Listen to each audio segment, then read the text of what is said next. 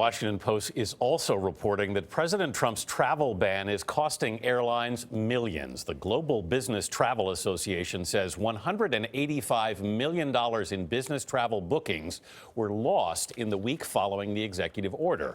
President Trump met with the chief executives of several major U.S. airlines at the White House yesterday. The session came after one airline CEO called the travel ban divisive.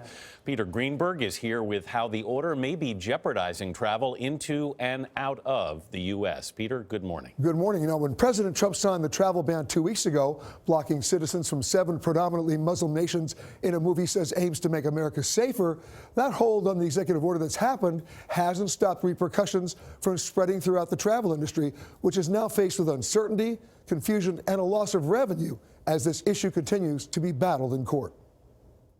Let them in! Let them in!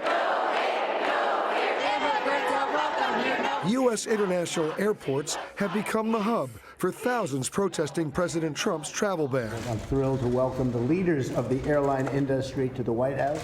The topic was notably absent during a meeting with President Trump and aviation executives at the White House on Thursday. Your industry supports over 10 million well-paying U.S. jobs and creates almost $1 trillion in economic activity. But uncertainty surrounding the president's immigration ban is already threatening that prosperity. Industry analyst Henry Hartevelt. There is an immediate and noticeable decline in people coming to the U.S. as a result of the executive order. Tourism brings in high-value dollars to the U.S., and it's an important employer of a lot of people in America. According to the travel data company Forward Keys, flight bookings to the U.S. dropped 6.5% year over year during the week the travel ban was in place. Bookings from the 7 countries listed on Trump's order to the U.S. were down 80%. Uncertainty is bad for business, but it's especially bad for travel. Dara Khosrowshahi is the CEO of the world's largest online travel company, Expedia, which joined Washington State's lawsuit against the executive order. He says the ban hurts more than just business. And I think what people don't understand is just how powerful the American dream is as a brand. Khosrowshahi, who emigrated from Iran nearly 40 years ago, hopes America's appeal isn't lost on those looking to visit. You know, you take Apple and Nike and McDonald's together, you put them together and you multiply by 1,000.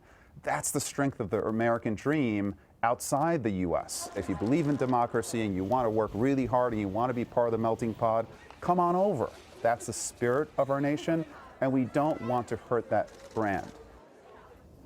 And there's another unintended consequence here, and that is that the drop in online search is as low as 17% and bookings down nearly 7% is creating a global buyer's market in travel, not just in coach, but in business class as well. We're talking hotel rates, cruise ship fares, and that's not just this week. This could extend throughout the entire 2017. That's such an interesting concept, Peter, the idea of the American dream as a brand. Yes. A saleable brand. Well, you know, we had a decade of lost business here between 2001 and 2011 following 9/11. Yeah. It's now come back, but now it's on hold, and the drop in revenue, tax-based jobs could be substantial. 6.5% drop in travel. That's bookings. That's big. That's a lot. Yeah. Yeah, that's a lot of money. Yeah. So many people think the American dream, we take it for granted, but it's a very real thing. It is. Thank you, Peter.